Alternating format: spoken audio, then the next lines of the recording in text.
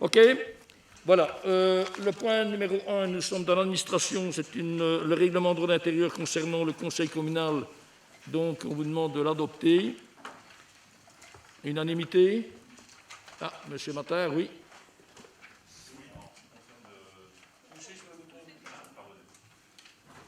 Merci. Alors, parmi les observations que nous souhaiterions vous soumettre, à l'article 59, nous avons été un peu surpris de lire les conditions dans lesquelles le PV est constitué. Le PV est censé être le verbatim des débats et des échanges lors du conseil communal, c'est la nature même d'un PV. Et ici, nous lisons à l'article 59 que ne seront consignés dans le PV que sur demande expresse du conseiller qui a émis la considération et qui la dépose par support écrit, moyennant acceptation du conseil communal à la majorité absolue des suffrages. Il est arrivé assez régulièrement que l'on demande qu'une remarque, qu'un commentaire d'un conseil communal soit consigné au PV, et je ne pense pas me souvenir que nous ayons jamais dû le demander via un vote à la majorité absolue. Donc nous souhaiterions que soit omis le reste de la phrase à partir de considération, qui la dépose sur support écrit, moyennant acceptation du conseil communal à la majorité absolue des suffrages. Donc nous souhaitons que soit omise cette partie.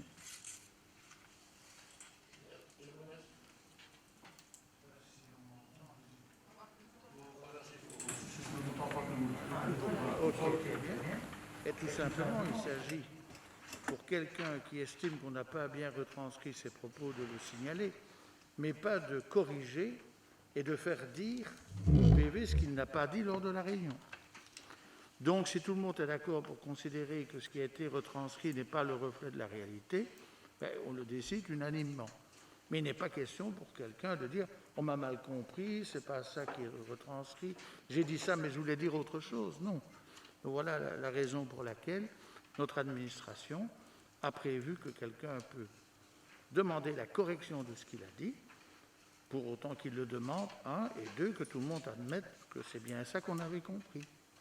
D'accord. Donc il ne faut pas dire en ce sens que lorsqu'on demande qu'un commentaire précis soit consigné au PV, ça ne doit pas être voté à la majorité.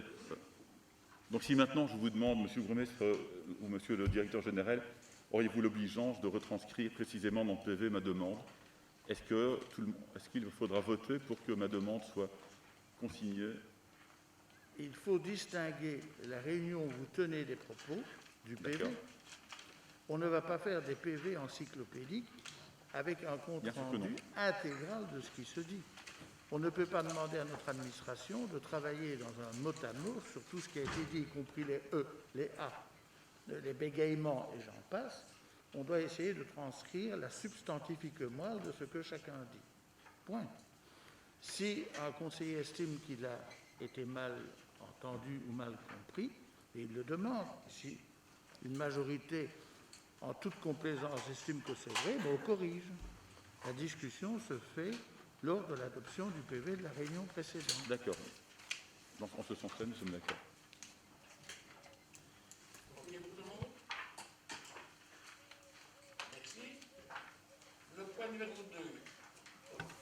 Point numéro 2, affaires sociales.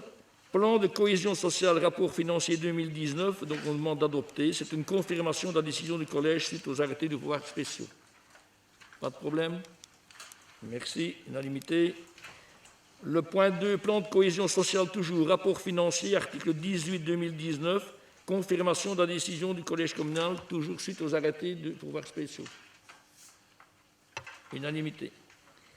Plan numéro 3, plan de cohésion sociale 2020-2025, modification suite aux recommandations du DICS, qui est la direction interdépartementale de la cohésion sociale, pour ceux qui ne le savent pas. Confirmation de la décision du collège communal, toujours suite aux arrêtés de pouvoirs spéciaux.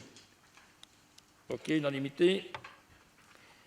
Point numéro 4, régie des quartiers d'Andenne, nouvel agrément, reconnaissance d'un second service d'activité citoyenne. On demande la confirmation de la décision du collège communal, toujours suite aux arrêtés spéciaux, des pouvoirs spéciaux.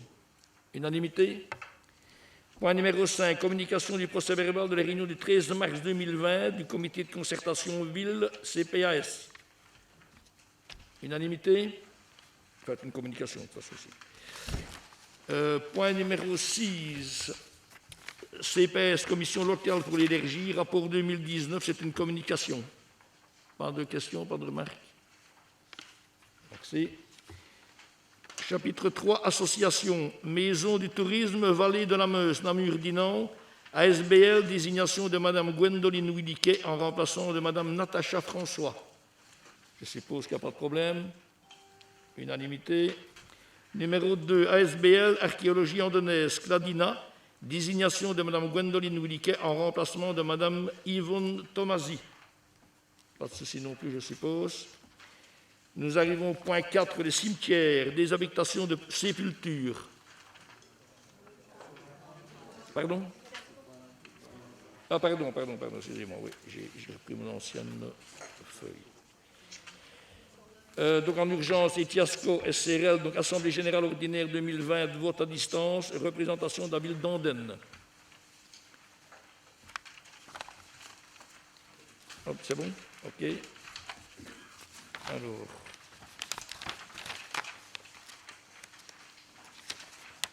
Donc j'arrive au cimetière de tout à l'heure, donc désaffectation de sépultures. Pas de souci non plus. OK. Circulation routière, Andenne, chaussée de Ciné, 59B, abrogation du stationnement PMR. Je suppose qu'on n'en a pas posé de questions, de problème non plus.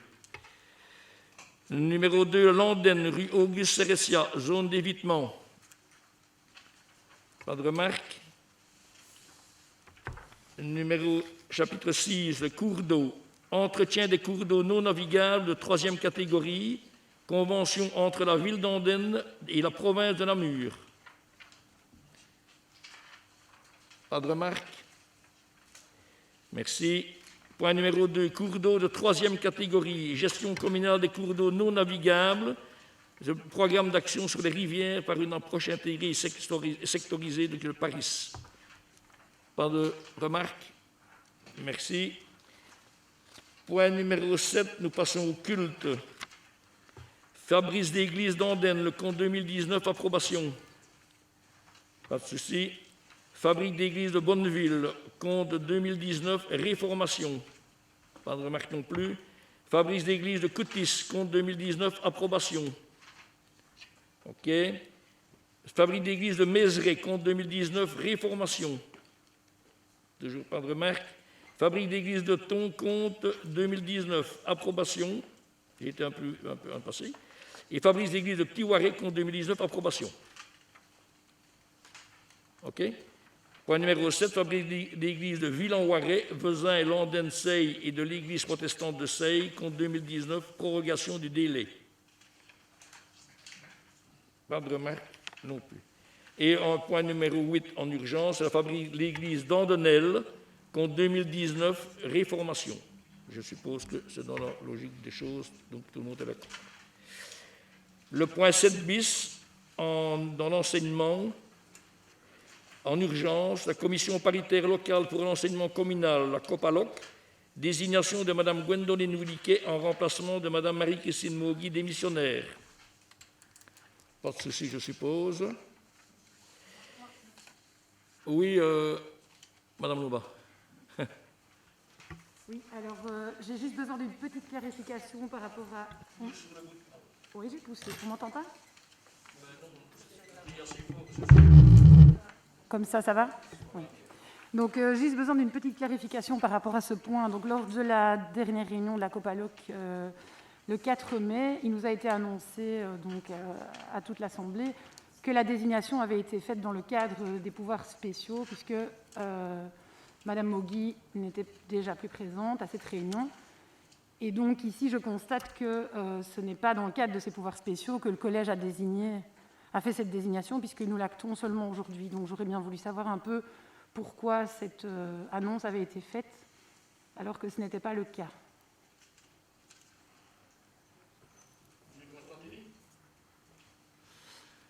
Eh bien, Madame Lomba, est-ce que vous m'entendez? Oui. Je dois vous avouer, en effet, que je pensais que ce point avait été validé par le collège, étant donné le courrier qui nous avait été transmis par Madame Mogui. Et voilà, vous avez entendu lors de la dernière COPALOC que notre service de l'enseignement, malheureusement, doit compter sur l'absence ponctuelle de M. Hanoul, qui est remplacé pour l'instant. Et donc, voilà, il y a eu un souci administratif par rapport à la désignation de Mme Williger en lieu et place de Mme Mogui. Donc voilà, donc la convocation à la COPALOC s'est faite sur base du nouveau listing qui n'avait pas été validé officiellement par le collège. Voilà. Oui, enfin, néanmoins, je n'aime pas trop qu'on insiste sur le service de l'enseignement. Je pense que si c'est une désignation qui doit être faite par le collège, soit dans le cadre de ses pouvoirs spéciaux ou en tout cas ici par le conseil communal, c'est plutôt un problème administratif lié au conseil communal et non au service de l'enseignement. Et donc par rapport à ça, ben voilà, je trouve ça un petit peu regrettable que ça soit passé comme ça au niveau de la transparence, puisque ce n'est pas ça qui nous a été fourni comme information ce jour-là. Je pense, Madame Lomba, que remettre en doute ou en question la volonté de transparence du collège et en mon chef en particulier est tout à fait désagréable. Donc voilà, je ne tape pas du tout sur le service de l'enseignement. Croyez bien que j'ai des collaborateurs de qualité sur lesquels je peux compter, et je pense que j'ai eu l'occasion de le dire tant à l'égard de l'équipe pédagogique des directions d'école que du service de l'administration, en particulier celui de l'enseignement, qui a fait en sorte de pallier à l'absence de M. Hanoul. Vous devez savoir que M. Hanoul est le spécialiste en la matière, qu'il a toute la connaissance sur le fonctionnement de la COPALOC, de sa réglementation, de son listing, etc. Il y a eu un cafouillage entre M. Hanoul et la personne qui le remplace, et 2 listings différents ont été transmis. En son absence, c'est moi-même qui ai convoqué la COPALOC. Donc voilà, je pense que remettre en doute la question de la transparence dans le chef du collège et dans le mien en particulier, je trouve que ce n'est pas correct vis-à-vis de tout l'effort de transparence et de bonne communication des informations que nous avons souhaité faire part à la COPALOC. Sincèrement, que Mme Williger attende une séance pour venir siéger à la COPALOC, je pense que ça n'aurait rien changé dans le processus, ni même dans la décision, dans les différentes décisions qu'a pu prendre la dernière COPALOC. Donc croyez bien que cette décision, cette manière de faire a été clairement prise sur un principe de bonne volonté. Effectivement, il y a eu un petit couac administratif. Si vous le souhaitez, on peut transmettre à la COPALOC cette situation et lui demander si ça pose problème au niveau de la délibération des points qui ont été, des décisions qui ont été prises lors de la dernière réunion. Ça ne me pose pas de problème. Je signale quand même que lors de la convocation pour la réunion de la COPALOC, j'avais déjà mentionné dans mon mail de réponse cette petite anomalie, et donc voilà, pour laquelle je n'avais pas eu de réponse. Mais bon, voilà, je ne dis pas de votre transparence. J'ai quand même essayé de vous contacter par téléphone, Mme Lomba. Votre numéro de téléphone n'était pas correctement établi dans le... Et j'ai répondu par mail que j'étais disponible avec mon bon numéro directement et toute la journée durant... je suis en télétravail, donc je suis disponible tout le temps. C'est ce que je signifiais dans le mail. Permettez-moi d'avoir pour l'instant, et en fonction des différentes rentrées scolaires et du travail administratif que représentent ces rentrées, un agenda aussi particulièrement chargé. Et donc j'ai essayé de vous contacter une première fois. Ben voilà, moi j'en peux rien si votre numéro de téléphone n'était pas correctement indiqué en dessous en pied de page du courriel.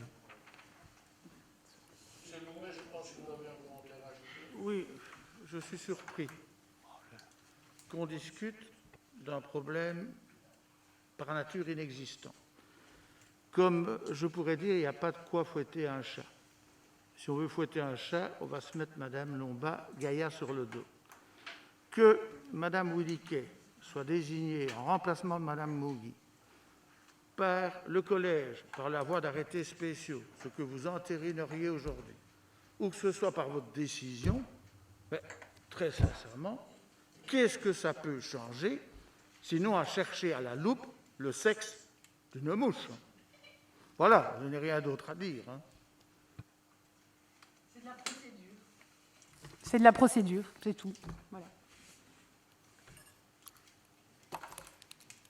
Ben, il me semble que vu l'urgence de la situation, vu toutes les décisions qui ont été prises, vu le travail colossal qui a été accompli, cette remarque est vraiment malvenue et mesquine. Merci.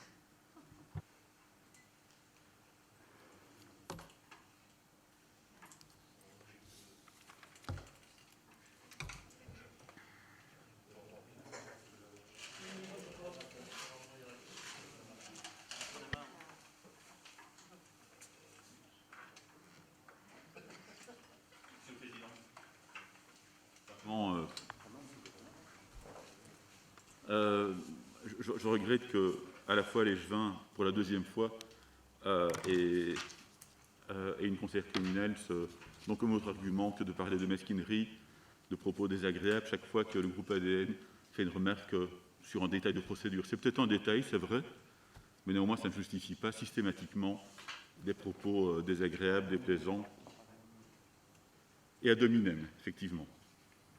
Ce n'est pas la première fois, on regrette que ce n'est probablement pas la dernière non plus, et c'est malheureusement une habitude qui commence à prendre beaucoup de place parmi la majorité.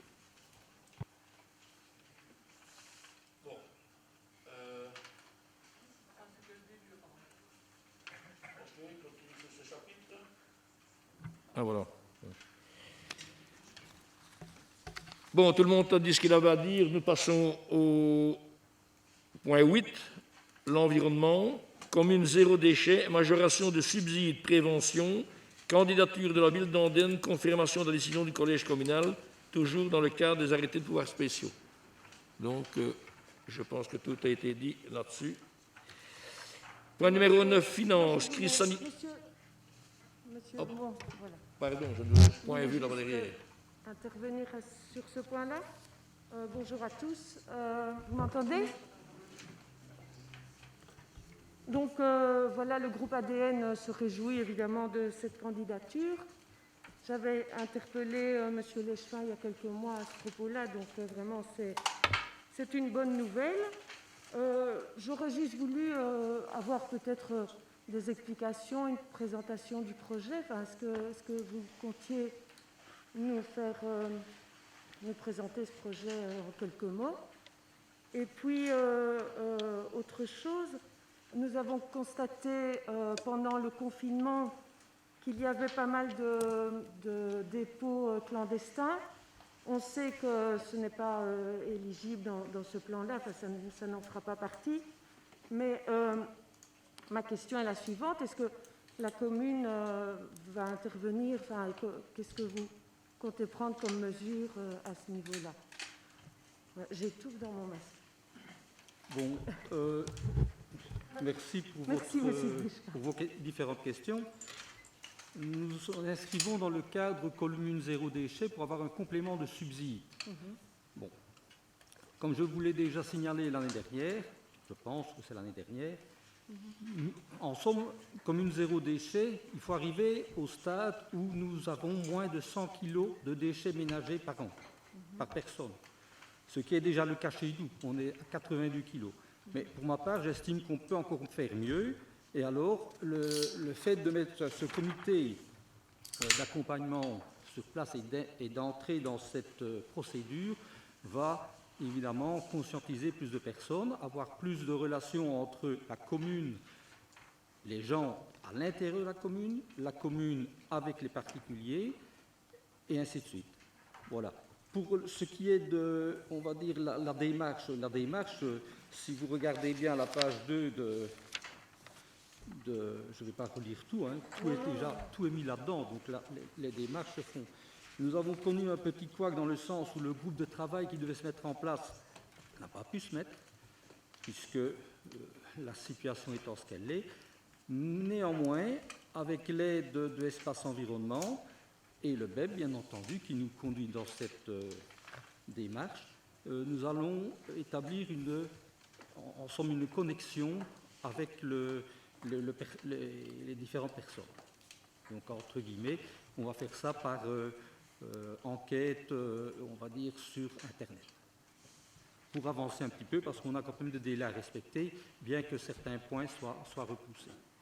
Pour ce qui est des déchets qui sont sur le territoire de la commune, je crois que vous êtes peut-être la seule à ne pas savoir que nous avons un service technique qui est sur la balle à chaque coup de téléphone qui est transmis au service environnement, ou à Pierre, ou à Paul, ou à Jacques, peu importe.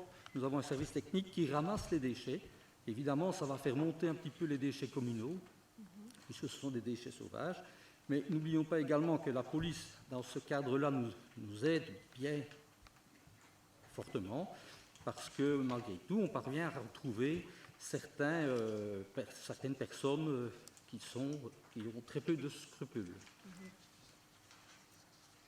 D'accord. Merci. Voilà.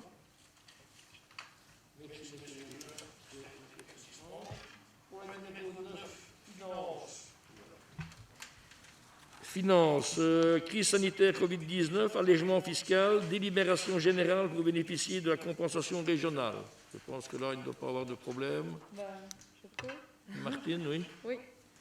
Alors, au niveau des... D'abord, je tenais à remercier évidemment, au nom d'ADN, de nous avoir entendus par rapport aux taxes qui sont déduites. Maintenant, où je me suis un petit peu étonnée, c'est quand j'ai vu, par exemple, au niveau de la taxe sur les enseignes et publicités, on déduit un montant de 100 €, alors que sur Namur, par exemple, ils vont avoir une taxe retirée pendant 3 mois. Ensuite, j'ai noté qu'on n'avait pas parlé de la taxe force motrice non plus, qui à Namur est annulée également pour 3 mois.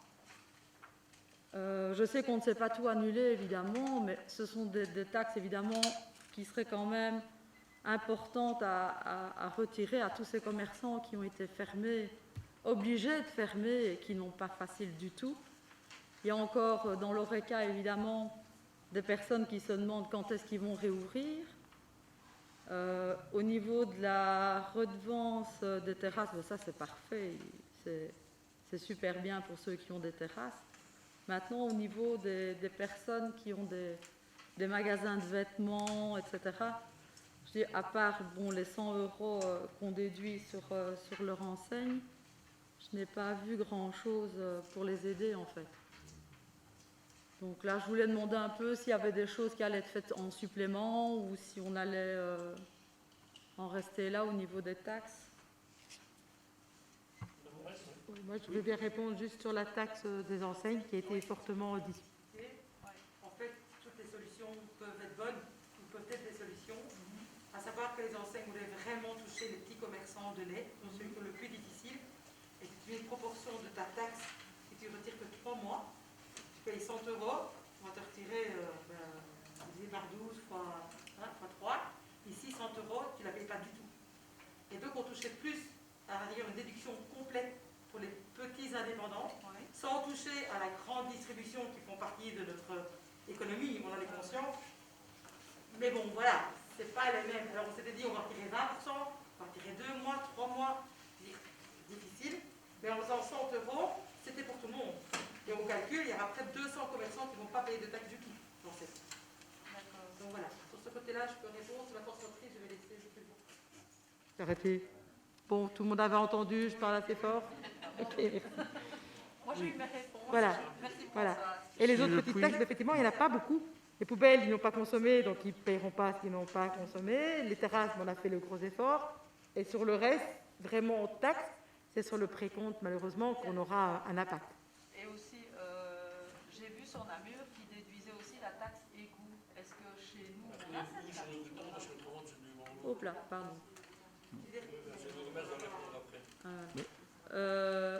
La taxe égout, ça, je ne sais pas. On n'a pas, parce que l'égout, c'est le propriétaire qui la paye, c'est pas pour autant le commerçant. Non. Et c'est pour autant qu'il ne te lave plus et qu'il va plus aux toilettes, ça veut dire que c'est compliqué. Quoi. Ouais. Ça n'a pas des choses du commerce d'égout. Ouais. C'est vraiment compliqué. Non, c'est parce que j'avais vu sur Namur qu'il la supprimait toute l'année. Enfin, Peut-être qu'elle était j'ai un petit peu... importante sur les commerces. Peut-être. Ok. Je dirais, il y a les effets d'annonce et la réalité budgétaire et la réalité juridique dans les communes. Parce que annoncer et dire voilà ce que je fais, ce qui compte, c'est ce qui est fait et qui sera fait. Et d'autre part, si je remercie Madame Dieudonné de venir avec cette proposition, nous sommes aussi venus au collège en même temps, parce qu'il n'y a pas de primauté d'ADN ou de la majorité, on est tous sur la même longueur d'onde, pour dire qu'il faut venir en aide à un secteur qui souffre. En ce qui concerne la force motrice, là, il y a d'office, dans le règlement taxe, une réduction à due concurrence qui est automatiquement prévue pour les mois d'inutilisation de la force motrice. Une information sera donnée, mais fin de l'année, parce que la force motrice 2020 est recensé au 31 décembre de l'année pour 2021 et la réalisation du rôle. Il sera bien expliqué que l'ensemble des entreprises qui ont été à l'arrêt pour cause de Covid devront demander à être exonérées de la force motrice pendant cette période. C'est une petite démarche à faire, une justification opérée, et je peux dire qu'hors Covid, des entreprises le demandent déjà actuellement. Je ne parle pas actuellement en 2020, mais depuis 10 ans, 20 ans, ça a toujours existé en application du règlement communal. Vis-à-vis du secteur des cafés et de l'ORECA, on a décidé de supprimer totalement la taxe sur les terrasses. On aurait pu dire, si on ouvre à nouveau les restos, les cafés au 1er juillet, c'est une taxe de 6 mois, du 1er avril au 1er octobre. On a dit les cafés sont toujours fermés. Là, on va faire abandon de la taxe en 2020. Ils ne paieront pas et ils pourront occuper le domaine public. Alors, en ce qui concerne la taxe sur les égouts, elle n'a rien à voir avec un commerce. Elle touche l'immeuble qui reste raccordé à l'égout. Faire une exonération dans ce cas serait une discrimination à l'égard de tous les citoyens qui payent la taxe à l'égout sans être commerçants. Comment expliquer que seuls les propriétaires commerçants de leur immeuble, ça ne viserait pas les commerçants locataires de leur immeuble? C'est juridiquement impossible au regard des principes d'égalité et de non-discrimination prévus par la Constitution. Alors, en ce qui concerne la taxe importante sur les enseignes, eh bien, en accordant une réduction de 100 €, on s'aperçoit de quoi?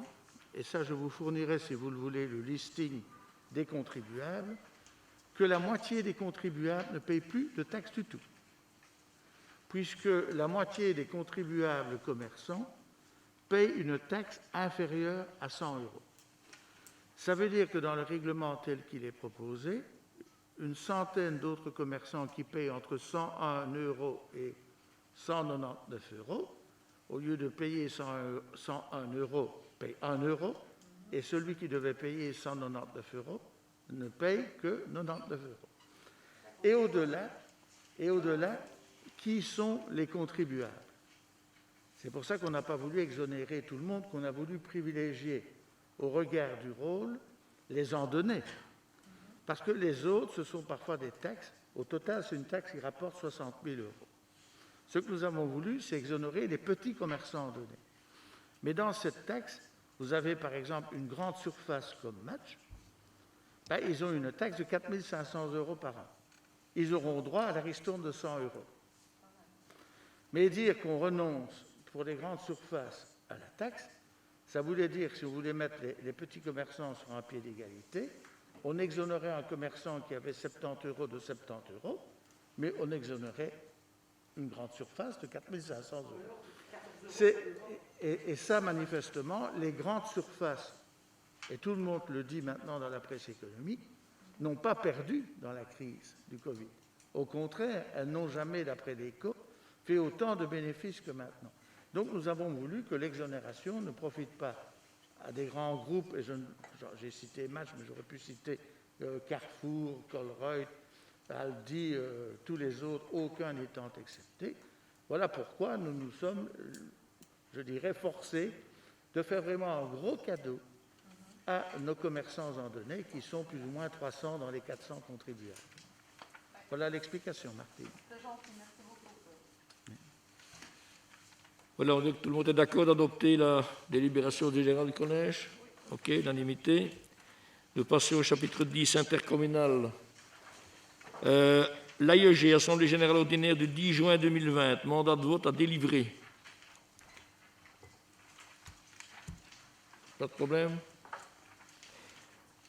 Point numéro 2, le BEP Expansion économique et BEP Environnement, Assemblée générale ordinaire du 16 juin 2020, mandat de vote à délivrer. Je suppose qu'il n'y a pas de problème non plus. IMIO, Assemblée générale ordinaire du 29 juin 2020, mandat de vote à délivrer. RESA, Assemblée générale ordinaire du 17 juin 2020, mandat de vote à délivrer.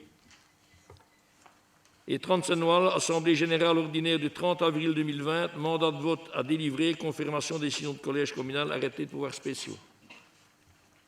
Pas de remarques.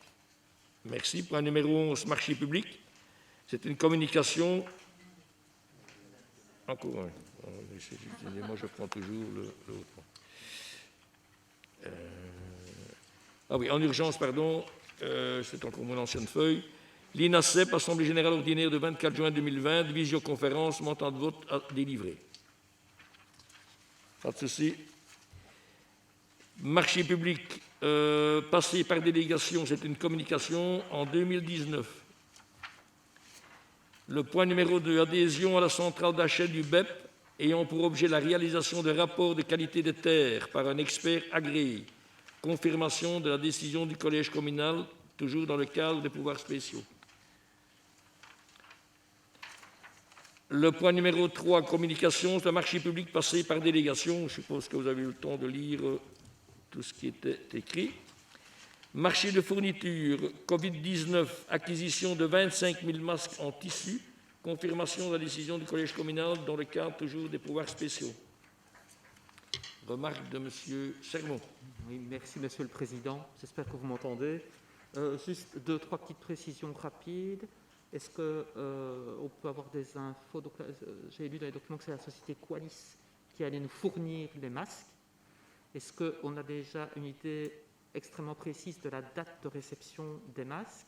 Peut-être la provenance des masques qui sont produits en Belgique ou ailleurs? Et alors, au niveau budgétaire, est-ce que vous me confirmez bien que, donc, je vois dans les documents que c'est 50 000 € hors TVA et donc 60 500 € de TVA comprise, l'achat de 25 000 masques qui vont être distribués sur Andenne, et la participation de la région wallonne est bien de 2 € par habitant, c'est bien ça? Et donc on sera un peu plus de 50 000 €. Donc in fine, les masques nous coûteraient quasi moins de 10 000 €, si mes calculs sont corrects. Mais je tiens à préciser que lorsque nous avons lancé le marché public et fait remettre prix à diverses sociétés, nous ne savions pas que la région wallonne allait nous accorder 2 € par masque. Bon. Ça a été pour toutes les communes wallonnes une bonne surprise, parce qu'au départ, la région wallonne avait annoncé qu'elle allait commander 13 millions de masques et les distribuer. Et puis, devant la difficulté de cette mission, le gouvernement wallon s'est ravisé, et après que nous ayons passé commande, nous avons découvert avec bonheur qu'il y avait un subside de 2 € par masque. On ne boude pas notre plaisir. Hein. Pour une fois que les choses se passent positivement, bon, voilà. Cela dit, qu'il y ait eu ce subside de 2 € ou pas, nous les aurions commandés, puisqu'il avait été in tempore non suspecto. Alors, d'autre part, nous attendons la livraison de masques faits en Europe. Donc, c'est en Pologne qu'ils sont faits et ils doivent être délivrés par camion à partir de la Pologne. Donc, nous ne sommes pas, sauf arnaque, on ne sait jamais dire. Il y a beaucoup de gens qui se sont fait arnaquer dans la livraison des masques. Hein. Mais pour autant que le contrat soit respecté, ils sont faits en Pologne, ils sont fournis par camion venant de Pologne, et nous les aurions cette semaine. J'attends confirmation. On nous a signalé que peut-être ils seraient là très rapidement. Nous le souhaitons, parce que nous les attendions après le congé du prochain week-end. Alors, dès qu'ils arrivent, qu'est-ce que nous allons faire? Nous allons les mettre sous enveloppe, de façon à ce que chaque ménage ait par membre du ménage un masque pour les plus de 6 ans, disons, hein, parce qu'on ne donne pas de masque aux trop petits enfants. On va ensuite, de cette mobilisation de notre personnel, les distribuer toutes boîtes par le personnel communal. Donc, s'ils arrivent cette semaine, on peut considérer que dans le courant de la semaine prochaine, chaque maison d'Andenne aura ce masque. Il y a d'autre part d'autres masques que nous avons décidé de fabriquer. Parce qu'au-delà de cette commande à une société privée, nous avons commandé au travers de marchés publics la matière première pour faire des masques en polyester et en tissu coton à réaliser par les couturières. près de 110 couturières bénévoles les fabriquent et continuent de les fabriquer. Alors ces masques, je remercie notre échevin de l'enseignement, avec Virginie Henriet, on a mis à disposition de l'ensemble des établissements scolaires, tout réseau confondu, communal, Sainte-Beige, communauté française, province pour le secondaire, l'école industrielle, Peudo, l'école d'enseignement spécial de Peudo, et on a délivré un nombre important de masques pour toute la communauté éducative et tous les enfants appelés à reprendre l'école. On l'a fait gratuitement et nous avons financé les tissus, la matière première, et on a bénéficié du temps de travail en tant que bénévole des couturières que je tiens à saluer et à remercier. Tout ça a été distribué aux écoles et nous avons appris que ce week-end, la Fédération Wallonie-Bruxelles en distribuait en plus, et les directeurs d'école, ce qu'on ne savait pas quand on a pris cette initiative, sont allés les chercher hier pour les distribuer. Ce qui veut dire que c'est positif pour les enfants et pour les enseignants. Ils en ont au moins deux.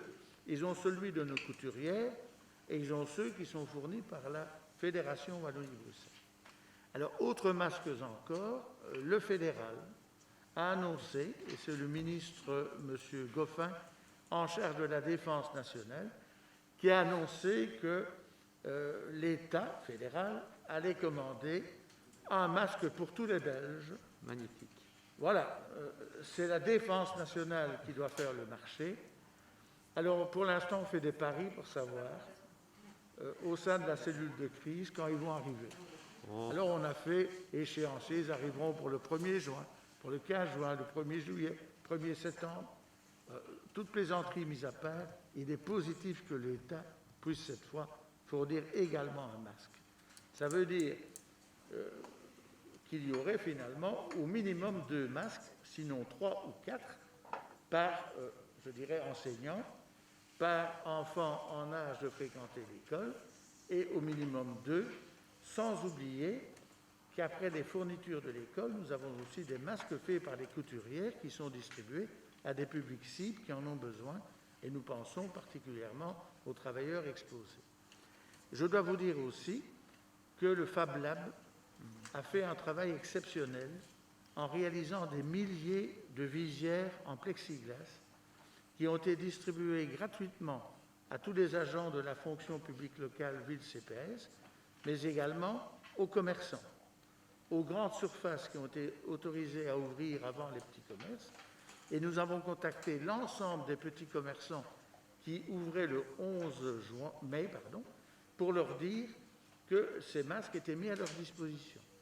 Et nous avons aussi convenu que tous les coiffeurs et autres qui en auraient besoin les recevront gratuitement à la demande et ils pourront venir les chercher. Pas plus tard qu'à 18h, le Fab Lab est venu déposer. Ils ont été réceptionnés par Mme Chavet des relations publiques. Il y a là plusieurs centaines de visières destinées à l'ensemble des commerçants endonnés. Je dois vous dire que ces masques ont un prix dans le commerce appréciable, qu'ils sont fournis gratuitement, que nous achetons la matière première et nous payons les salaires du personnel du Fab Lab. C'est un cadeau qui est fait grâce aux impôts que payent les Andonnais pour assurer le fonctionnement du Fab Lab, grâce aussi au soutien de l'AIEG qui a mis, je dirais, des locaux à disposition du Fab Lab. Je crois qu'on a fait tout notre devoir et que maintenant, il est essentiel que chacun comprenne que le masque, c'est un moyen de se protéger, mais c'est aussi un moyen de protéger les autres. Et que, manifestement, si jusqu'à présent le port du masque était recommandé, et non pas imposé par l'État fédéral parce qu'il n'en fournissait pas, il est maintenant acquis au niveau scientifique que l'absence de port de masque est une façon d'exposer autrui et de s'exposer au Covid. Donc j'en appelle maintenant, puisque chacun aura un masque, à la discipline et au fait de le porter non pas à la maison, de le porter dès qu'on est en rue, dans les lieux ouverts au public, comme vous le faites tous ici. Vous portez tous le masque, et vous avez raison de le porter. C'est une manière de se protéger réciproquement. Il y aura bien sûr des exceptions au port du masque. Un sportif en compétition et en entraînement ne sait pas porter un masque. une personne âgée ou pas âgée souffrant de problèmes de santé, d'asthme, que sais-je, de difficultés respiratoires, ne va pas ajouter à ces difficultés le port d'un masque, parce qu'il est contre-indiqué médicalement. Voilà. Donc l'idée est maintenant que chacun soit bien conscient que dès que tout le monde aura son masque, c'est un devoir de le porter. Deux, trois réflexions très rapides. Donc nous saluons, notamment le groupe ADN salue le fait que la ville d'Andenne ait décidé de fournir des masques à chacun. Vous savez que c'est un dossier, comme mon colistier l'a dit tout à l'heure, c'est un dossier qui nous tenait particulièrement à cœur. Deuxième élément, les couturiers, les couturières méritent franchement d'être salués. Donc je ne sais pas si une opération spécifique est prévue pour saluer leur contribution dans les prochaines semaines, quand les choses se seront un peu calmées. Mais voilà, nous pensons au niveau du groupe ADN que le travail mérite d'être souligné, ce travail bénévole. Troisième élément, le conseil communal les recevra en temps opportun quand je pense que ça peut être une bonne idée. Le confinement ne sera plus imposé, pour les remercier, leur donner un diplôme de la ville, du mérite de la ville, pour tout le travail accompli. Voilà. Alors, troisième élément, je ne veux surtout pas ouvrir un débat institutionnel, mais quand on voit la mascarade que ça a été, tant au niveau national, régional, dans certaines communes, pour faire obtenir des masques, le manque de coordination entre diverses strates, et a démontré quand même la difficulté de l'État saucissonné fédéral de pouvoir se coordonner. Et le dernier point, qui est une question, monsieur le bourgmestre, le port du masque, effectivement, les scientifiques le recommandent comme étant un élément qui peut permettre de lutter contre la propagation du virus. Certaines communes prennent des dispositions avec certaines formes de recommandations ou d'obligation du port du masque. Est-ce qu'à Andenne, vous envisagez une ordonnance de police ou que sais-je pour soit recommander ou forcer le port du masque dans les espaces publics, et si oui, lesquels et comment? L'ordonnance est déjà prise concernant la recommandation, qui n'est assortie, parce que recommandation d'aucune sanction. Il était, pour la ville et pour moi-même, impossible de l'imposer si tous les Andennais n'en avaient pas reçu un. Évidemment. Comment voulez-vous sanctionner quelqu'un qui n'a pas les moyens d'en avoir un? À partir du moment où celui de la ville sera distribué à tous ceux qui doivent le porter, l'intention est, mon intention est de le rendre obligatoire, mais avec évidemment des dérogations. Il est évident que les enfants qui sont en âge, inférieur à un âge bien déterminé, ne devraient pas le porter selon des scientifiques. On ne va pas imposer le port du masque à des nourrissons. C'est une question de bon sens. Donc, on ne peut pas l'imposer à un sportif qui fait son entraînement à vélo, qu'il soit sportif amateur ou professionnel, parce qu'il va s'étouffer. Des équipes de football qui reprennent l'entraînement dans les limites ne sauraient pas faire cet effort sportif avec un masque. Donc, c'est une question de bon sens. À la maison, pas question. Les personnes malades ne doivent pas porter un masque, même si elles peuvent sortir. Mais à partir du moment où on entre dans des grandes surfaces, dans des magasins, à partir du moment où on l'impose dans les bus et les transports en commun, comment expliquer qu'il soit imposé là-bas et qu'il ne soit pas imposé ailleurs, dès lors que tout le monde en a? Et pourquoi l'État n'en a-t-il pas imposé jusqu'à présent au niveau du Conseil national de sécurité? C'est pour deux raisons. Une que vous avez relevée de la cacophonie du fédéral sur la saga des masques, puisque Mme Maggie de Bloch a toujours exprimé que le coronavirus était une simple grippe, qu'il n'y avait vraiment pas de souci à se faire, qu'on avait des masques en stock incroyables alors qu'il n'y en avait pas, et que le port du masque, de toute façon, ça ne servait à rien. Elle a encore prétendu ça jusqu'il y a à peu près 3 semaines, contre l'avis de toute la communauté médicale des virologues, des infectiologues. Alors, il est évident que pour la Première ministre et le gouvernement fédéral, avoir une ministre de la Santé qui dit le contraire de ce que disent unanimement tous les autres, et ce n'est pas facile à gérer pour la Première ministre, à laquelle j'accorde beaucoup de patience d'avoir dû supporter une cohabitation avec Mme de Bloch, ce qui l'expose au dos tourné des infirmières, pas plus tard qu'hier, lorsqu'elle rend visite dans un hôpital en toute bonne foi et avec un geste qui se veut positif. Voilà. Donc ce qu'on paye, c'est, je dirais, l'impréparation d'une personne d'une grande expérience politique, qui est médecin de formation et qui, jusqu'à présent, n'a cessé de répéter, elle le pense toujours, que ça ne sert à rien de porter un masque. Donc on n'a pas vraiment été aidé à ce niveau. Et pour ma part, je crois qu'on doit le porter en toutes circonstances, dès lors qu'on est en mesure de rencontrer d'autres citoyens, pour les protéger et pour se protéger. Voilà. Et tout ça fera l'objet d'une analyse juridique approfondie, avec évidemment les services de la ville et surtout la cellule de crise. Ce qui veut dire que lors du prochain conseil communal, on adoptera probablement un nouvel arrêté de police allant dans ce sens. Vous risquez d'avoir un arrêté qui ordonne sous condition le port du masque. Il y a 9 chances sur 10 qu'il en soit ainsi. En tout cas, telle est ma volonté, en tout cas. Parfait. Mais merci beaucoup pour les précisions. Merci, monsieur le bourgmestre. Nous passons au point suivant.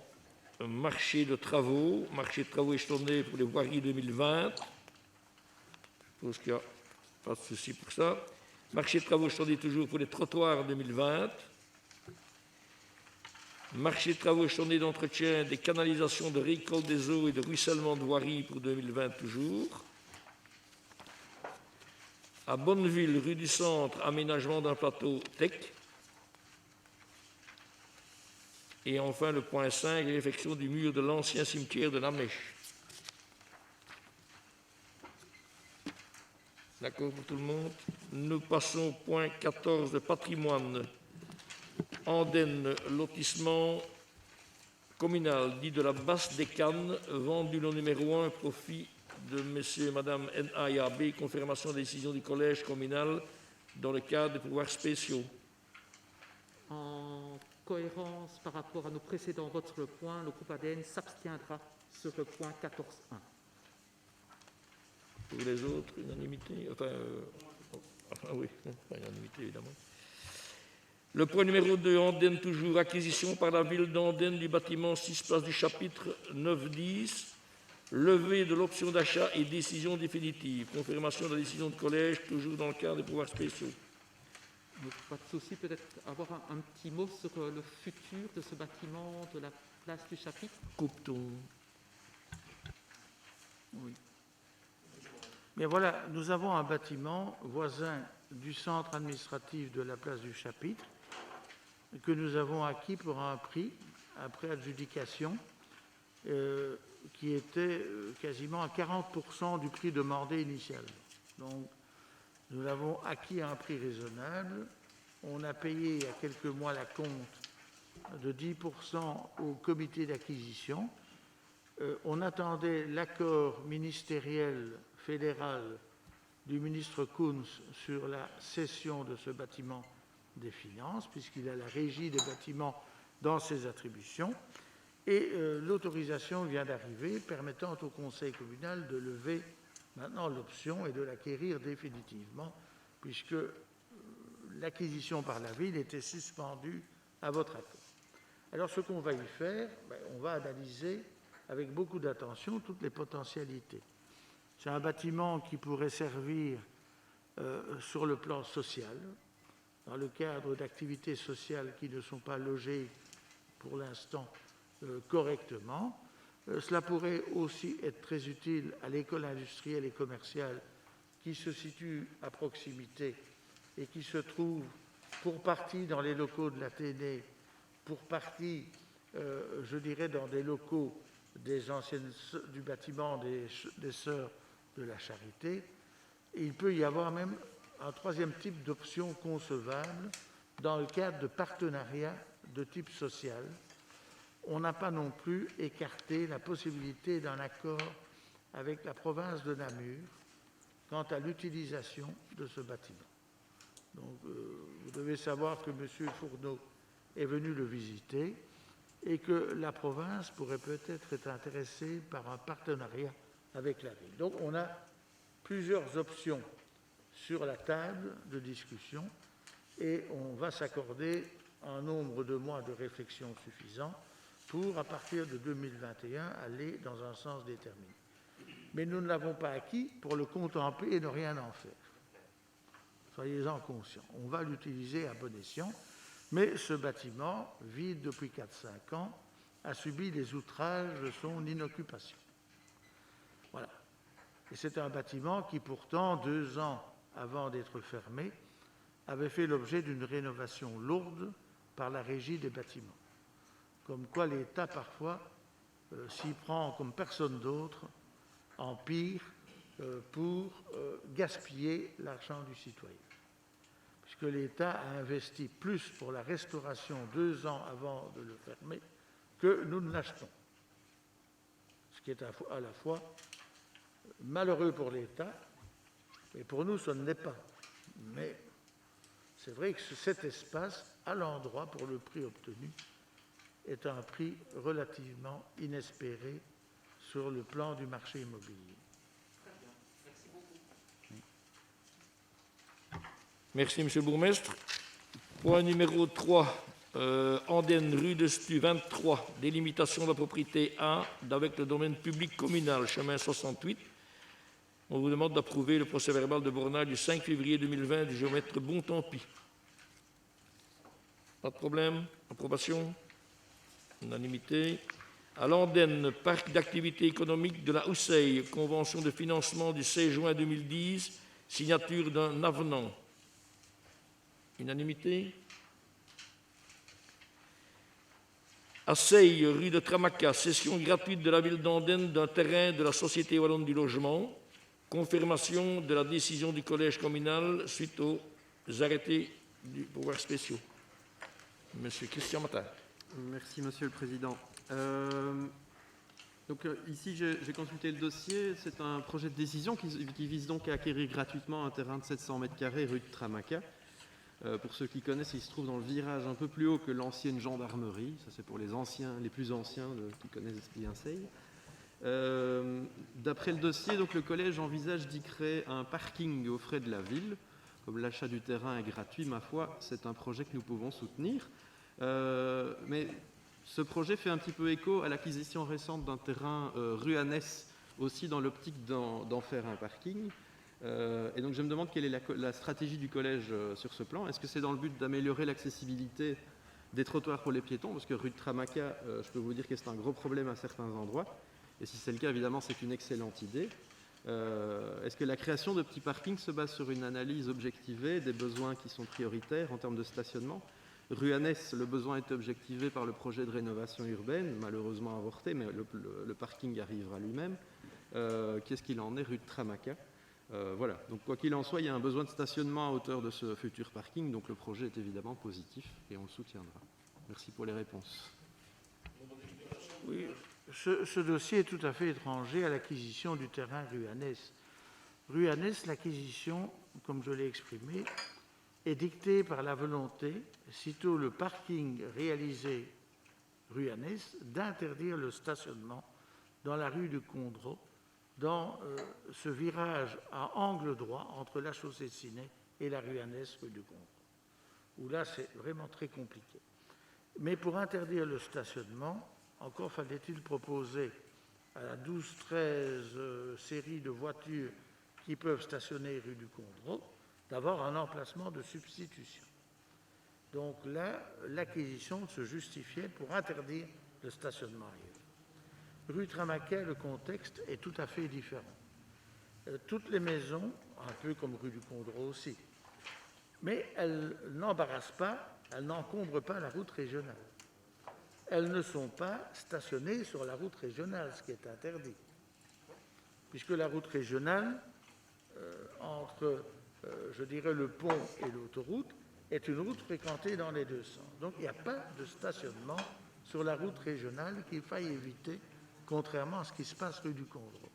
Par contre, ce qu'il y a, c'est qu'il y a des maisons rue du Condreau qui n'ont aucun garage.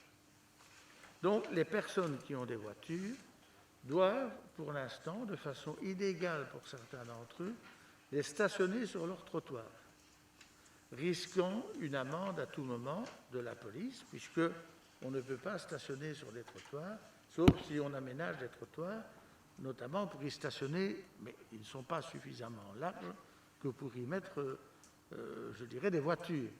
Donc, à la demande des riverains, ceux-ci nous ont demandé de trouver sur un terrain qui n'est pas très grand, malheureusement, mais qui peut peut-être permettre à un certain nombre de riverains, pas tous, parce que la rue de Tramaca fait 210 maisons, elle va, je dirais, de la fin de la rue de Tramaca un peu plus loin, là où il y a le rond-point qui a été créé, et elle va jusque quasiment la caserne. Donc, évidemment, le stationnement ne profitera qu'aux riverains les plus proches du lieu qui sera prévu et qui étaient très demandeurs de cette solution. Donc, c'est en complet accord avec les riverains que j'avais rencontrés que l'on fait cette acquisition en vue d'y réaliser, après la passation de l'acte, un parking qui n'est pas simple de réaliser parce que le terrain, vous connaissez les lieux très bien, le terrain n'est pas vraiment franchement horizontal et on ne pourra pas y faire autant de places de stationnement qu'on le souhaite. Mais le peu de places que l'on fera permettra aux riverains, premier arrivé, premier servi, d'avoir une place de stationnement, parce que je vois difficilement la possibilité de les réserver nominativement à Pierre, Paul ou Jacques, à l'exclusion des autres. Contrairement à la rue Annès, où là, la philosophie de centre-ville est très différente d'un quartier excentré du centre-ville. Voilà. D'accord, merci. Est-ce que c'est une démarche qui est susceptible de se reproduire à d'autres endroits? Ici, évidemment, il y a une opportunité avec ce terrain qui peut être mis à disposition gratuitement par la Société Wallonne du Logement, vu que c'est un bout de terrain qui était un peu en dehors du projet. Mais est-ce que c'est une attitude qui risque de se reproduire à d'autres occasions, éventuellement contre monnaie sonnante et trébuchante pour que la ville acquiert le terrain? Ici, ce ne sera pas payant. Ici, c'est gratuit. Mais je pose la question de manière plus générale, parce qu'on n'a pas de vision sur la stratégie. Mais de manière générale, sauf à considérer que la voiture n'a plus sa place en ville et qu'il y aurait demain beaucoup moins de véhicules automobiles, nous sommes confrontés partout à la difficulté pour les riverains de pouvoir stationner leurs véhicules. Donc, ce qui est vrai à Andenne, rue du Condreau, rue de Tramaca, est vrai aussi en d'autres lieux, et notre souhait serait que partout là où c'est nécessaire, on puisse tantôt faire 10, 15, 20 places de stationnement pour les riverains. Et le but n'est pas de faire du stationnement payant, sauf en cœur de ville, où là, il est impossible qu'il en soit autrement. Donc l'option, c'est le stationnement gratuit en périphérie, mais en cœur de ville, là, il est impossible qu'il soit gratuit. Ça, c'est malheureusement impossible. D'accord, merci. De vote positif, donc, là, sur ce point. Merci, Monsieur le Bourgmestre. Nous passons au point 6 à Seille, rue de Wannerif, vente de gré à gré de terrain industriel, affaire entre l'SPRLNT et M. G. Pas de questions? À Vezin, mise en vente de 2 parcelles de terrain à bâtir, 6 au lieu dit Bois Bambeau et autres communes. Confirmation de la décision du collège dans le cadre des pouvoirs spéciaux. Pas de problème. Point numéro 8, location du droit de chasse sur les propriétés communales. Prolongation de l'ensemble des baux jusqu'au 31 décembre 2020. Confirmation de la décision du collège communal dans le cadre des pouvoirs spéciaux. OK pour tout le monde, merci. Point numéro 15, personnel. AVIC, rapport concernant l'obligation d'emploi de travailleurs handicapés.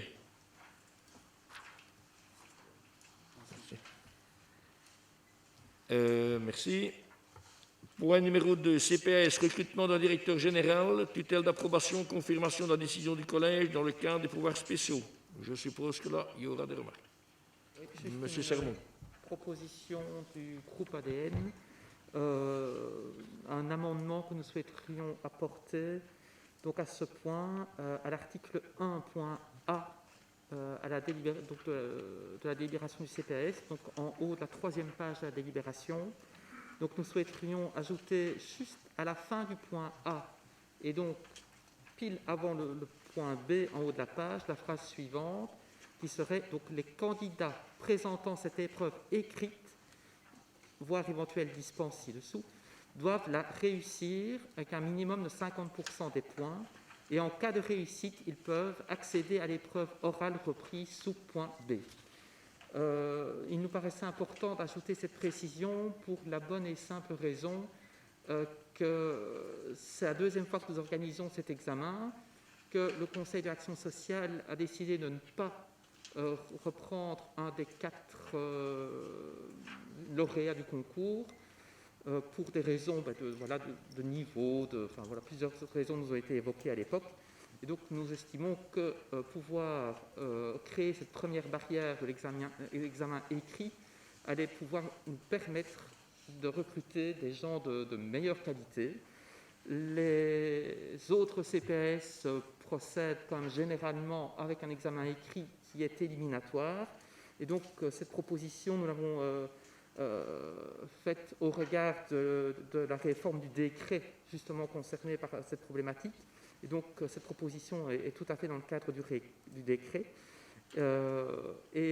Par ailleurs, nous avons également parlé qu'un juriste spécialisé en la matière ainsi que des représentants syndicaux qui estimaient que cette proposition était de bon ton.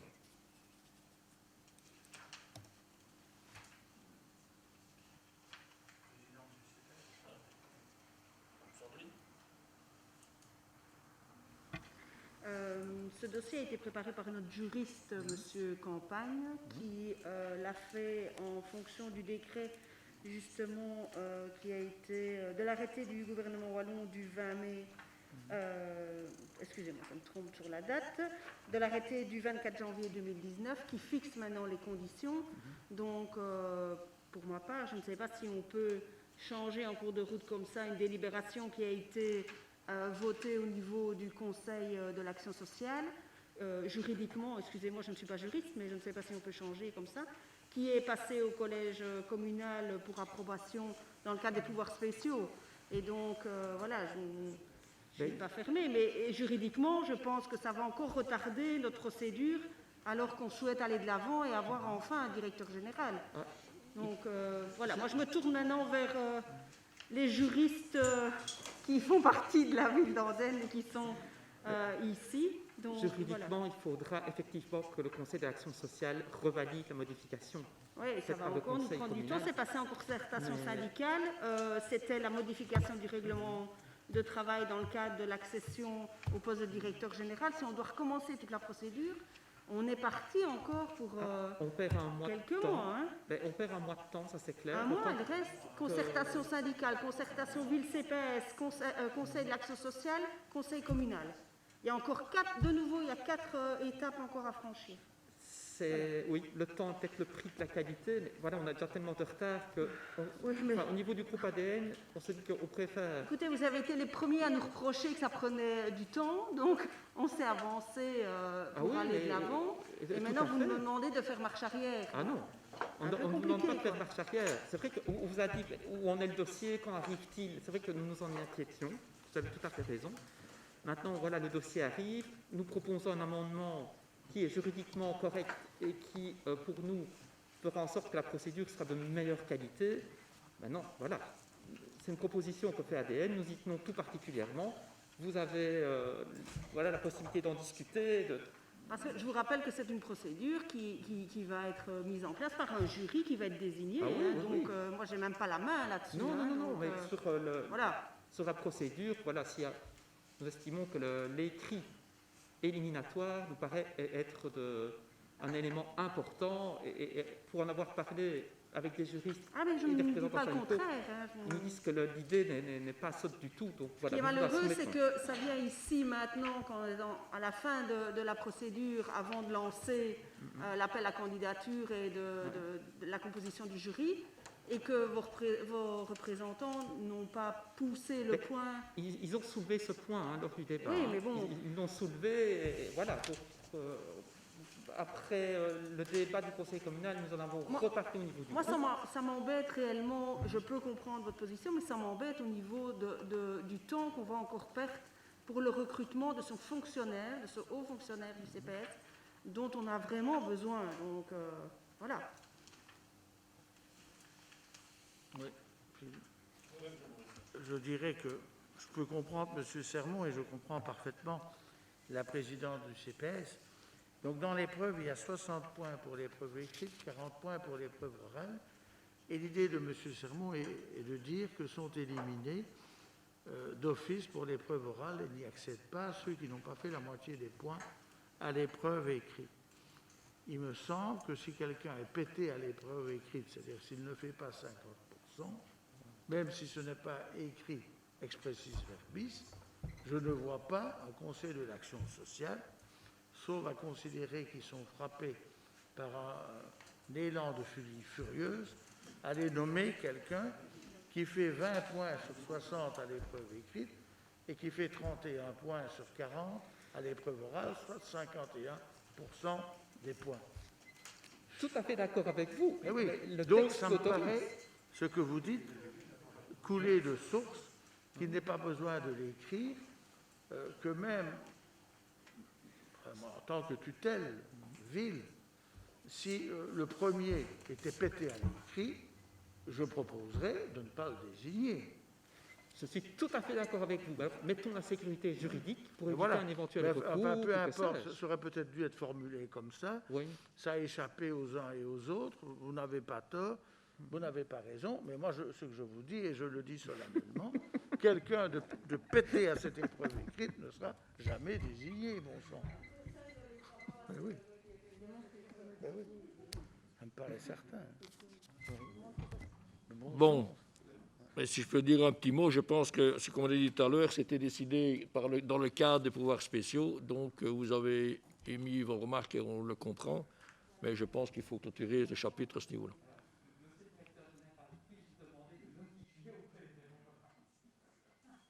Dès que le règlement d'ordre intérieur sera approuvé, le conseiller, on n'aurait pas de problème. Mais c'est une confirmation.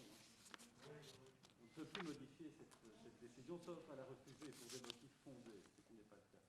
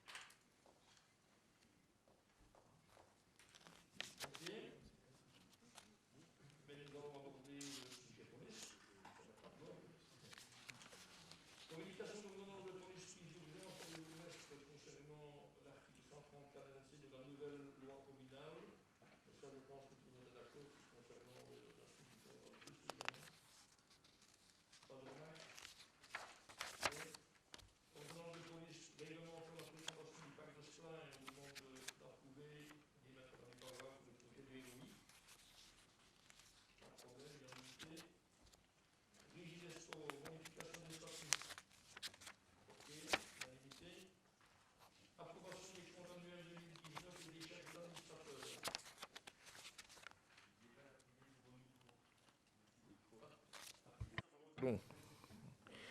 Je répète, approbation des comptes annuels 2019, déchargeage aux administrateurs. Pas de problème.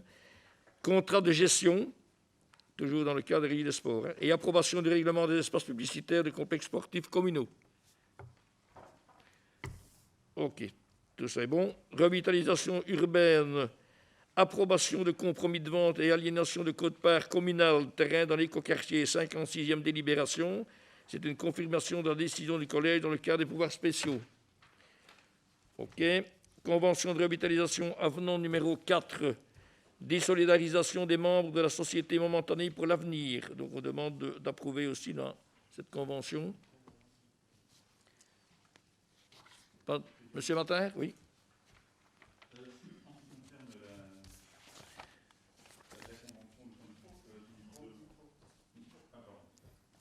Merci. La convention de revitalisation, en fait, était passée entre la ville et un quartier d'une association momentanée, Cobelpa et Kuckelberg. J'imagine que cette association momentanée, en termes de capacité technique, avait du sens. inutilité le fait que la société Cobelpa ait décidé de se retirer de l'association momentanée, de se désolidariser, en disant, et je reprends les propos du résumé, compte tenu de la longueur dans le temps de l'opération de revitalisation, j'imagine que la longueur dans le temps, elle était connue dès le départ, que ce n'est pas ça qui a refroidi la société Cobelpa. On peut en déduire quand même que la longueur dans le temps est quelque chose qui s'est révélé progressivement et qui en fait révèle tout simplement le fait que la planification des différentes phases n'a pas été à la hauteur de ce qui était attendu. Ça, c'est une première chose. Ça, c'est le constat. Alors, au niveau de la demande, moi, ce que je souhaiterais quand même savoir, c'est de quelle manière va-t-on évaluer l'association momentanée et va-t-on garantir la capacité de la société Kuckelberg à assumer seule les chantiers sans la société Cobelpa, puisque, comme je l'ai dit, cette association momentanée servait quand même à quelque chose. Et puis, plus largement, je pense que c'est maintenant le moment. Très régulièrement, vous avez balayé d'une main nos demandes et nos questions relatives à cette planification des travaux du centre-ville. Et aujourd'hui, on se rend compte que le planning initial ne parvient pas à être tenu. Ça suscite quand même des questions. OK, les phases 1 et 2 sont en voie d'achèvement, mais la phase 3 est probablement en train de prendre du retard. Et on n'a aucune indication sur la manière dont elle va maintenant évoluer, d'autant qu'il y a quand même un changement d'attelage qui suscite des questions. Et je suis un peu étonné que le résumé ne fournit aucune indication sur la manière dont on va évaluer la capacité de Kuckelberg à assumer seul la suite des travaux.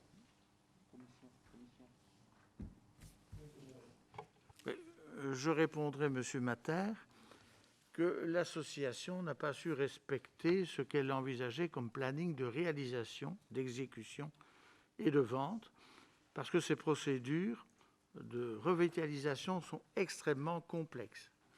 Elles sont tributaires de différents permis d'urbanisme, de dérogation à des plans communaux d'aménagement approuvés en 2008. Et la vérité, quand M. Antoine, ministre de l'Aménagement du Territoire, en 2008, approuve le plan communal d'aménagement, la vérité immobilière de 2008 n'est plus celle de 2020, parce que les contraintes juridiques et urbanistiques changent. D'autre part, la promotion Cobelba-Kuckelberg a fait quelques erreurs de stratégie que nous ne savons pas, ni vous ni nous, corriger, notamment au niveau des grandes surfaces commerciales ou des surfaces commerciales. Ils ont commis une erreur stratégique qui consistait à délimiter les lots à vendre à l'avance, sans dire « nous vendons en fonction des besoins ». C'est ainsi qu'il leur a été impossible d'avoir, par exemple, une chaîne comme Paris XL ou ici Paris en parfum, qui sont allés là où ils avaient sur le site, je dirais, près de chez Meyers et de Thomas Épiron, parce que là, ils avaient des surfaces que ne pouvait pas leur offrir, je dirais, le découpage fait par la promotion. Avec Mme Léonard, on leur a dit à plusieurs reprises que nous ne comprenions pas ce qu'ils avaient voulu faire avec des surfaces trop petites écartant d'office des moteurs, notamment en restaurant d'un certain dimensionnement, qu'il était impossible d'y mettre, sauf des petits restaurants comme le Bon Plan, qui a un espace malheureusement extrêmement réduit. Donc ça, c'est l'erreur de stratégie de Cobelba, qui a joué frileusement, et ça s'est retourné contre eux. D'où des difficultés de réaliser l'ensemble des surfaces commerciales. Et puis, il faut ajouter que sur Andenne, et ça, c'est peut-être quelque chose qu'ils peuvent nous reprocher, c'est qu'on construit beaucoup.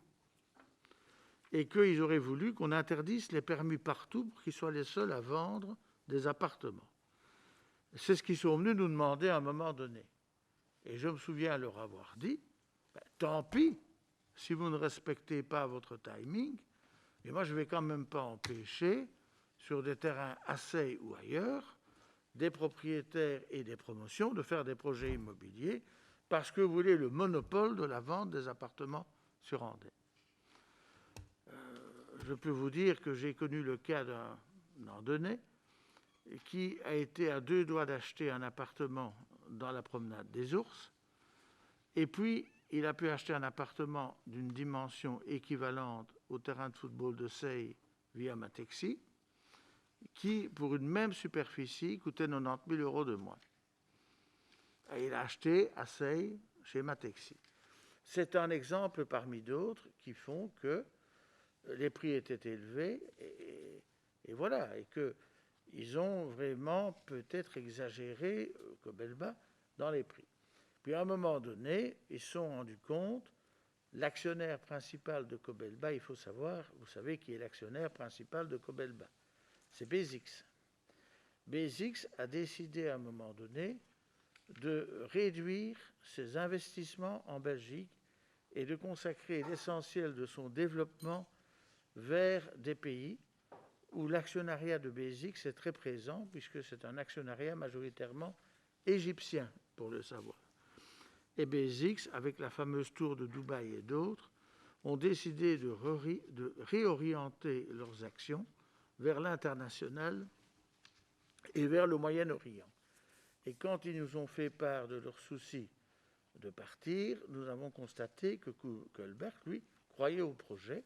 C'est une entreprise de dimension wallonne, ce n'est pas une multinationale, et qui a la volonté de faire du logement de proximité en Wallonie comme firme wallonne bien implantée, le cas échéant, avec d'autres partenaires. Donc, tout ce que Koelberg a pu faire jusqu'à présent, ils l'ont fait. Ils ont pu témoigner qu'ils étaient fiables, mais ils disent, compte tenu du marché, qui est quand même très actif sur le plan andennais, il nous faut évidemment des délais de réalisation qui seront plus longs, parce que nous sommes tenus, comme tout vendeur immobilier, à respecter ce qu'on appelle la loi de l'offre et de la demande. Ça veut dire que sur un marché actif, il y a des logements qui sont vendus à la vente, et l'acheteur, il fait son marché. Et il fait son marché en fonction de ce qui lui paraît le plus intéressant.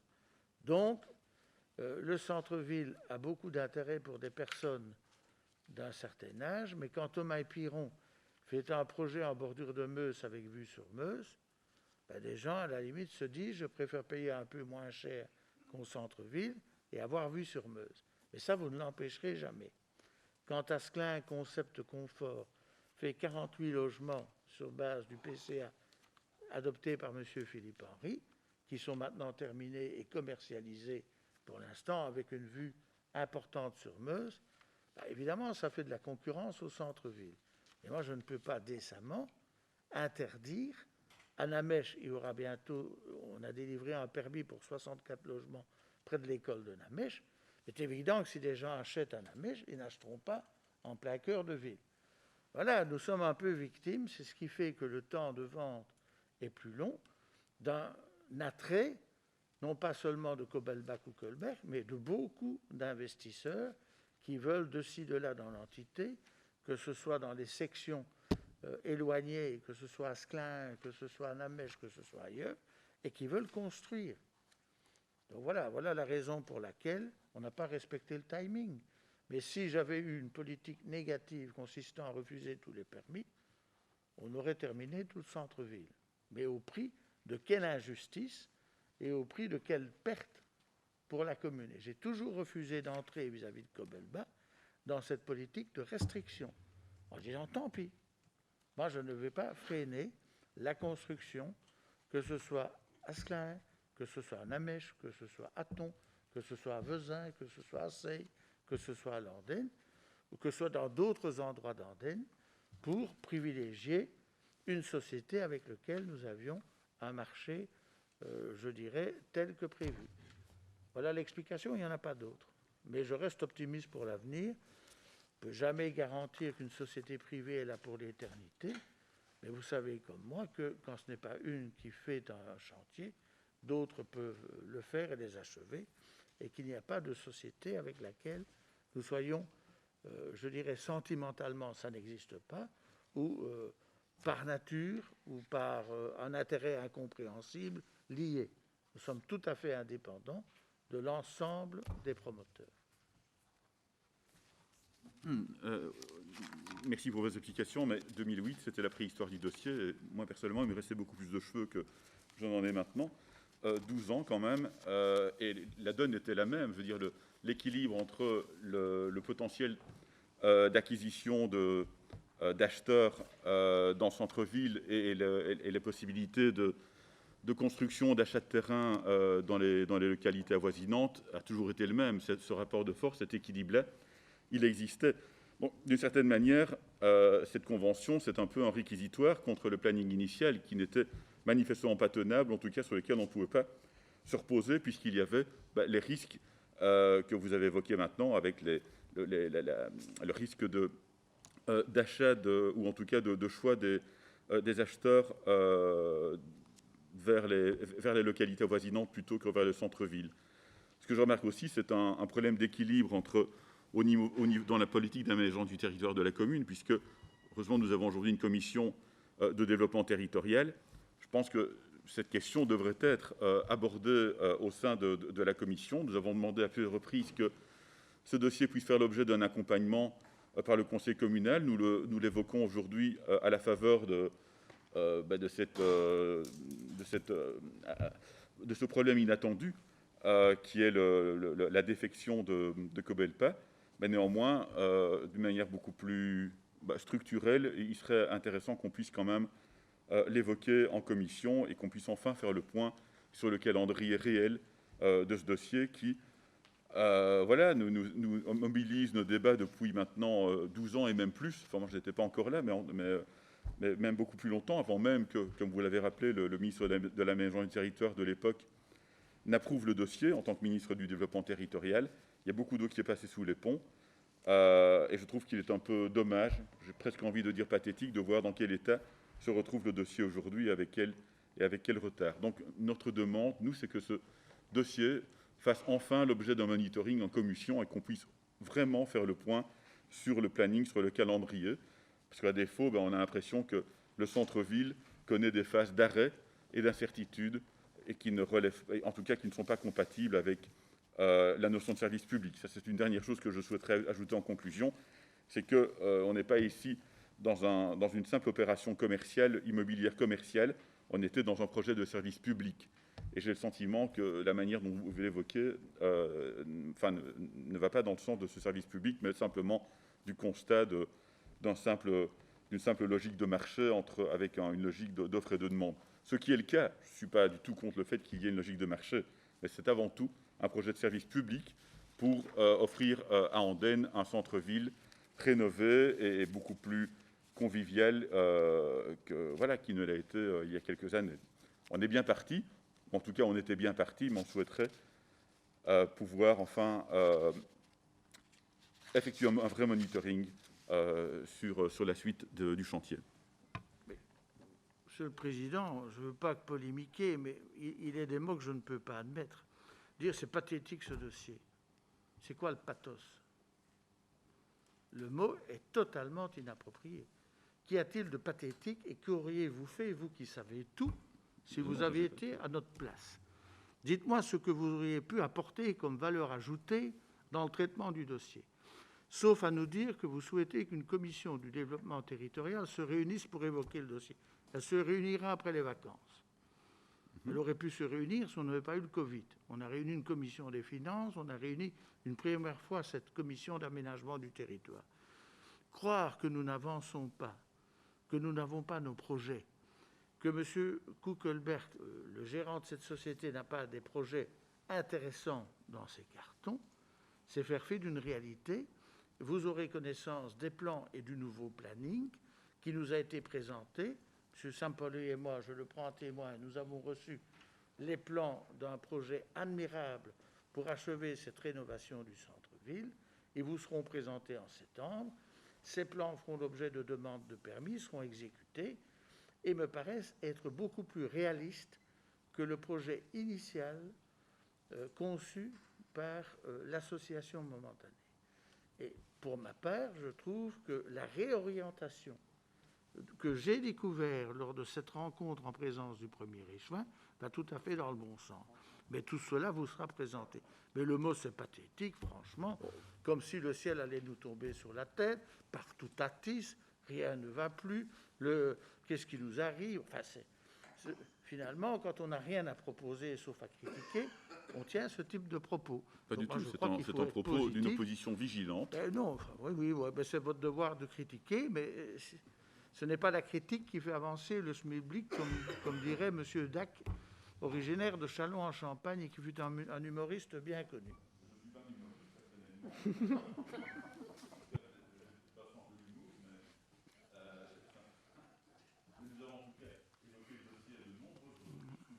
Ah oui. Dès 2010, nous avions déjà régulièrement ce dossier lors de cette prémisse, avant même que la première pierre soit posée, alors qu'on n'avait pas encore au stade du monopoly municipal. Voilà, je ne pense pas que ce soit déterminant de dire aujourd'hui qu'il y a un souci dans ce dossier. Et que le terme pathétique... Peut-être un peu excessif. Merci, Marie. Et le terme pathétique est peut-être un peu excessif, j'aurais pu trouver un autre adjectif, écoutez, je réfléchirai ça après. Mais j'aurais du mal en tout cas à dire du bien de la manière dont il a été géré. Bon, sur ce, quelle est la position d'ADN? Il faut quand même qu'on prenne position sur l'avenant à Revital. Quand même qu'on approuve ou qu'on n'approuve pas. On vous demande quand même d'approuver l'avenant numéro 4 établi par la direction juridique et territoriale. Donc unanimité pour tout le monde. Merci. Point supplémentaire dans la revitalisation urbaine en urgence, l'approbation du compromis de vente et aliénation des quotes-parts communales de terrain dans l'écoquartier 57e délibération. Je pense que là, il n'y a pas de problème. Le point 19, sécurité, annulation du carnaval des ours du 22 mars en raison du coronavirus Covid-19. Donc là, on n'a pas le choix.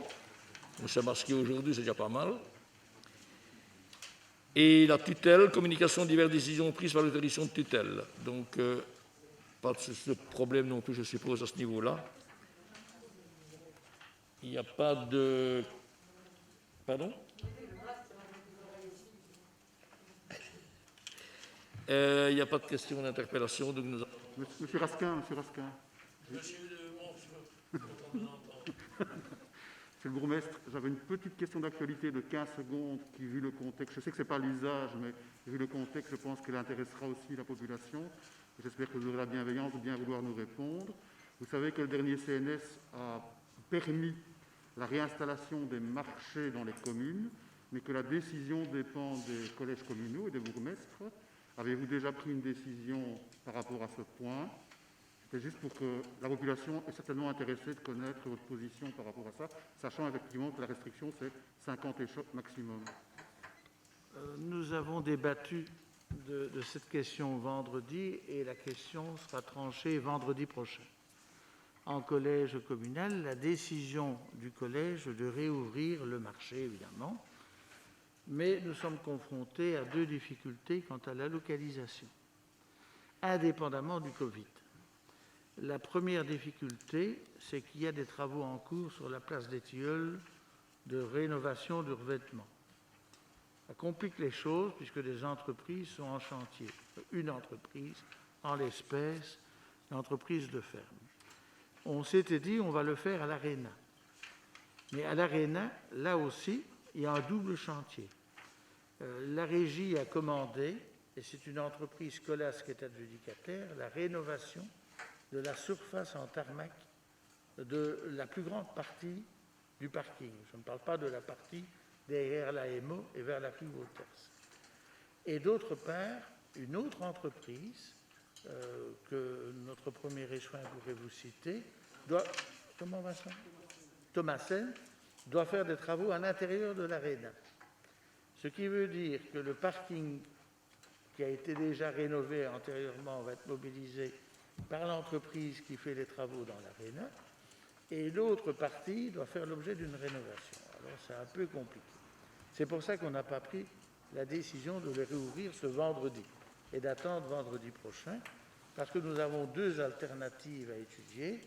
L'une près du terrain de football, là c'est une possibilité, et l'autre près de la collégiale, sur la place du Chapitre, qui est une seconde possibilité. Alors, il faut savoir que contrairement aux grandes surfaces, où les choses sont simples, là, le Comité national de sécurité a dit on admet une personne comme client par 4 mètres carrés. Alors, bizarrement, le Conseil national de sécurité n'a pas retenu cette règle pour les marchés extérieurs, mais a retenu une règle qui dit qu'on doit tenir compte de la largeur de chaque marchand ambulant. Ce qui veut dire que si un marchand ambulant a 9 mètres de vente, si je puis dire potentiel, on ne peut admettre que 6 personnes sur le marché. Donc il faut additionner toute la longueur de chaque commerçant ambulant au niveau de son commerce, et on doit savoir qu'on ne peut avoir par mètre carré et demi qu'une personne. Donc autrement dit, ça restreint anormalement le nombre de personnes potentielles. J'avoue, je ne comprends pas cette règle du Conseil national de sécurité qui aurait été bien inspirée à l'extérieur d'avoir la même règle, beaucoup plus profitable à la clientèle des grandes surfaces qui peuvent admettre 4 personnes au mètre carré. Ça veut dire que sur les marchés, par rapport à la surface, marché extérieur, par rapport à la surface des grandes surfaces, on doit accueillir les 2/3 des personnes autorisées dans les grandes surfaces. Il faudra qu'on m'explique ce paradoxe. Voilà. Donc, si on veut vraiment que ce marché ne soit pas un marché qui accueille 60 personnes à la fois, parce qu'il faut un sens pour aller, un sens pour sortir, et on ne peut pas admettre dans un espace confiné par des barrières nadaires plus de personnes que celles autorisées par l'addition. Il faut aussi savoir qu'on ne peut pas excéder 50 commerces, mais que suivant le lieu que l'on peut choisir, près du terrain de football ou près de la collégiale, le nom peut être très différent. L'espace près de la collégiale peut accueillir davantage de commerçants que l'autre. Voilà, tout ça sera sur la table du collège. Et si on ne sait pas accueillir tous les commerçants qu'on accueillait avant, l'idée est de donner la priorité aux commerces d'alimentation, aux fleuristes et aux fabricants de tissus qui peuvent servir à faire des masques. Et s'il reste des places, aux autres commerçants, suivant leur ancienneté sur le marché. Mais en sachant que si c'est 50 maximum et qu'on a 75 qui voulaient venir, on n'a pas le choix et c'est dramatique d'en écarter 25. Mais voilà, c'eût été peut-être mieux d'avoir la même règle pour les marchés que pour les grandes surfaces, mais ce n'est pas ce qui a été décidé. Et je dois dire qu'on est en soutien du drame que vivent les ambulants qui vivent une situation très difficile. Merci à vous. Oui, avant de clôturer la séance publique, voilà, au nom du groupe ADN, nous souhaitions remercier le collège d'avoir organisé ce conseil communal dans des circonstances un peu particulières, mais aussi remercier le directeur général, car au début de la crise, quand les élus de notre groupe se posaient quelques questions, il a pris l'initiative de chaque semaine nous envoyer un mail avec des informations, les décisions qui avaient été prises, donc ce qui, malgré l'absence de réunion de conseil, nous a permis à toutes et tous de continuer à être informés et de savoir comment évoluaient les choses. Nous avons même eu 2 réunions virtuelles chef de groupe avec le bourgmestre, donc la circulation de l'information nous paraissait être un élément très important en termes de transparence, mais surtout en période de crise, l'information est quelque chose de fondamental si on veut vraiment faire du bon travail. Et donc, merci Monsieur le Directeur Général et merci aux personnes, aux chefs de service qui vous ont aidés à nous informer et à prendre les bonnes décisions. Donc, si vous voulez bien leur répercuter nos remerciements. Et alors, nous constatons avec beaucoup de plaisir que ce conseil a été retransmis sur le site de la ville. Et donc, voilà, c'était aussi une demande qui nous tenait fort à cœur depuis longtemps. Donc, comme quoi, les crises font parfois avancer certaines choses. Et est-ce que ce système sera maintenu à l'avenir pour nos conseils communaux ? Je ne peux pas vous répondre. Peut-être que oui, peut-être que non, dirait un Normand. Mais voilà. Bon, puisque nous ne pouvons pas aller en Normandie pour le moment, on va dire que c'est oui. Merci, Monsieur Sermon, pour ces gentillesses pour Monsieur le Directeur Général. Je pense que vous avez un petit fait pour lui, parce que vous n'avez jamais fait que l'ancien. Mais attention. Là. Voilà, nous pouvons passer au huis clos. Si vous permettez, Monsieur de la Presse.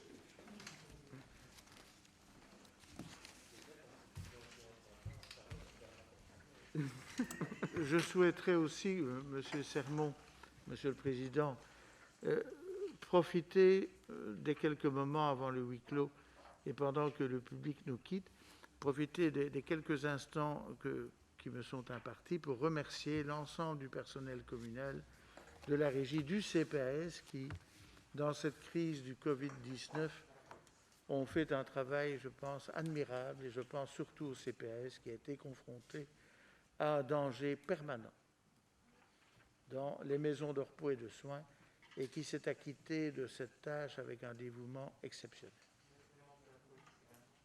La police, mais tout le monde. Donc, je crois vraiment que tous les services publics, au sens large, ont démontré leur importance dans les temps actuels.